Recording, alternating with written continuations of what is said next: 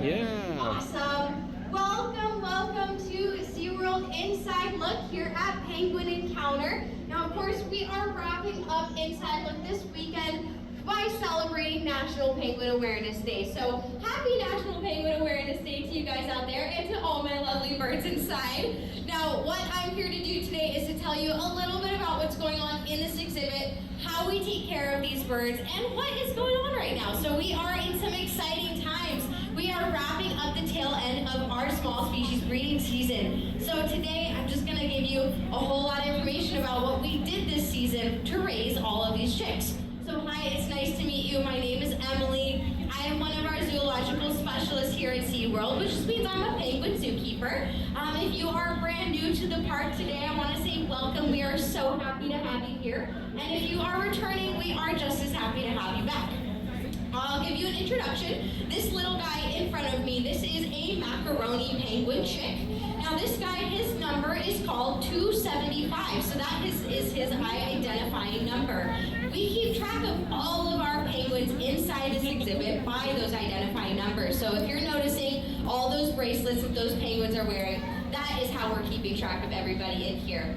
Now inside this exhibit, there are 6 different species of penguin and about 300 penguins total. If you were just outside of Penguin Encounter, you probably saw we have some penguins that live outside as well. Those guys, they are called Magellanic penguins. They live outside because they reside in warmer temperate zones. So you would find Magellanic penguins.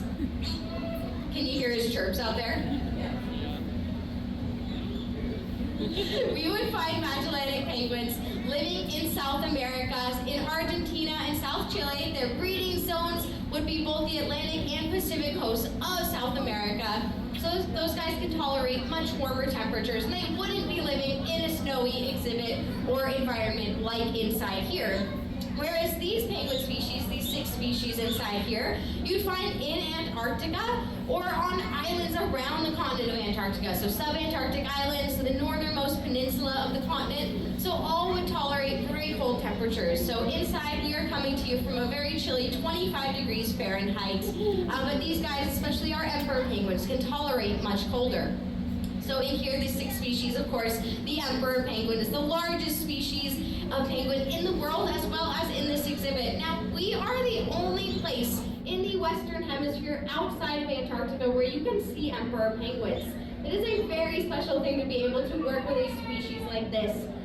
We do also have the 2nd largest species of penguin, king penguins. The 3rd largest are gentoos. They're the ones walking around with white headphones, feather patterns on their heads. Of course, we have macaronis like this little chick here, who's giving you a nice hello. And then we have our adeles and our chin straps would be our 2 smaller species in here.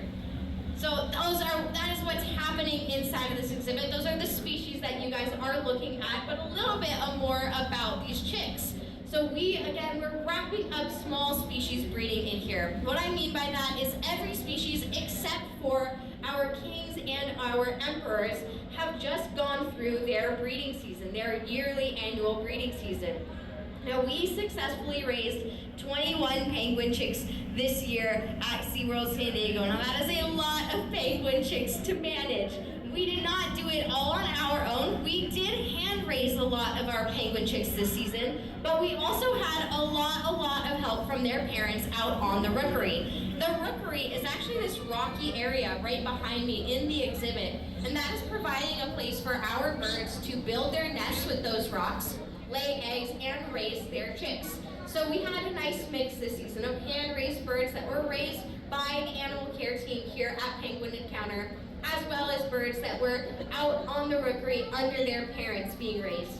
Now what's very special that we do here is chicks that are being raised by parents out on the rookery can also be foster raised. So we had a couple of chicks this season that their parents were not keeping their egg warm enough, or maybe they weren't feeding the chick fast enough to create that weight gain that we were looking for. We're looking for about a 10% weight gain per day on these guys, on these little guys, so they grow very rapidly. We can actually take that egg or that chick and we can foster it out to a different set of penguin parents that we know to have historically been very successful in raising chicks. So that's a little bit about the process that goes into taking care of these guys. Now this macaroni chick here was hand raised. So this guy was raised from hatch completely by the animal care team here.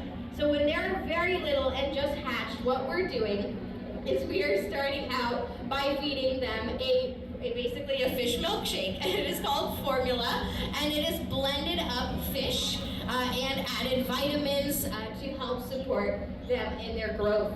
So these guys, they start out very young, being fed that penguin formula, that blended fish milkshake, and then we graduate them upwards slowly onto bite-sized baby penguin chunks of fish. They're getting fed primarily herring and capelin here, and then eventually they move on to whole fish once they are large enough. So this guy here, he is old enough to eat whole fish, and he's been eating whole fish for a while. He has moved upstairs from downstairs in our nursery where he was a very little guy being raised to upstairs into the exhibit. So he's now living in this corral over here with some other friends, some other chicks that are all very similar in age to him. Oh, he's gonna do some nice flaps. He's got a little excited there.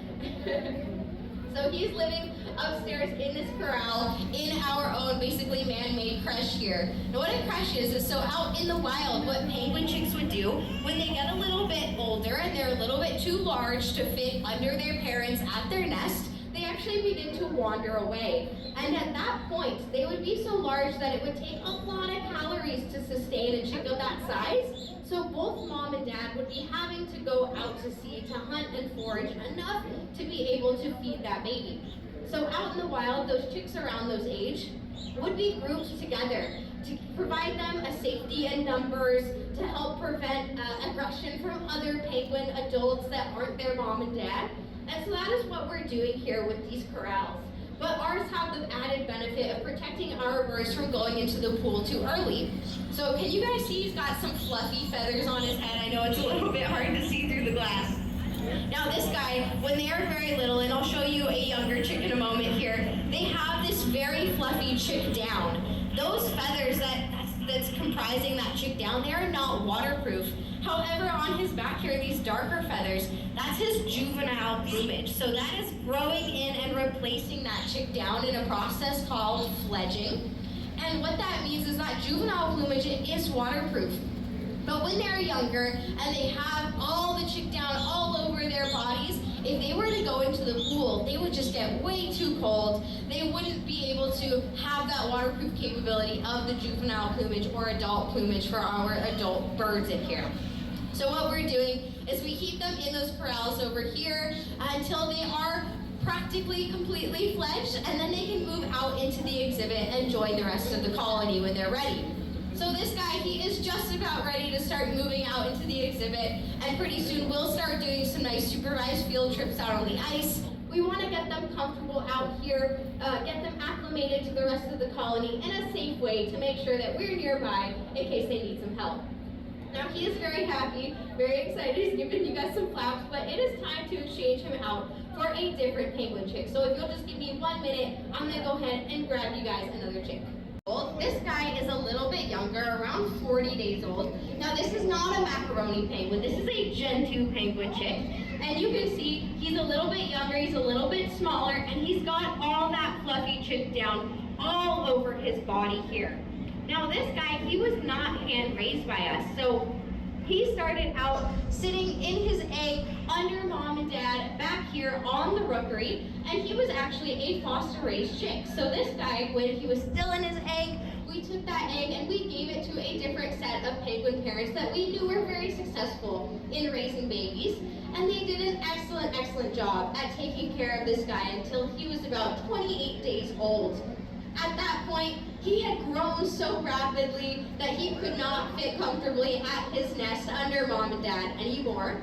And so he joined his other friends here in the corral. And what that does is that actually gets them very comfortable and relaxed around us, because they spent the first primary portion of their lives under mom and dad at their nest site. They're actually not very comfortable with us at that point when they're very little. So when they move into that corral with the other chicks, they spend some time getting used to us. We start to train them how to eat from us, so we're feeding them whole fish at that point. They're learning to eat from us. And that really helps us out here because these guys can live very long, sustained lives. Out in the wild, you'd expect them to have a lifespan of about 15 to 20 years. However, here we have so many birds that make it into their mid to late 30s. Our oldest is an emperor penguin, and we just celebrated his 49th birthday last November. So they can live very long, sustained lives here in this exhibit. Of course, they have an excellent vet team that takes care of them. And there is no lack of calories in here to go around and sustain these guys. So getting them very comfortable with us, very used to us being around them and feeding them really helps us out in the long run at managing them and managing their health care. So this guy again, he was raised by a mom and dad out on the rookery here and then moved into the corral with his buddies. And pretty soon here when he starts to fledge that chick down, he'll be getting ready to move out into the snow as well as those macaronis. Now I do want to touch on, do you guys all, have you heard about Pearl? Maybe we get like a thumbs up. You guys all know who Pearl is? Pearl is the first emperor penguin chick to hatch here at SeaWorld San Diego in over a decade. She is a very, very special penguin chick. Now Pearl is 4 months old at this point, and believe it or not, if you saw the post when she was first announced that she was a very little tiny penguin baby, she is much, much bigger now. She is a little bit shorter than the rest of the colony, but she has her juvenile plumage, so she's no longer a fluffy little baby, and she also doesn't look quite like the adults yet.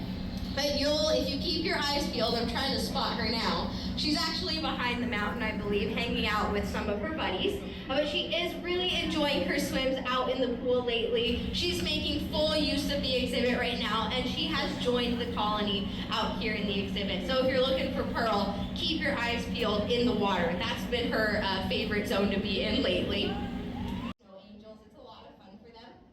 But you also see a lot of our birds really prefer being in the water, out in the pool.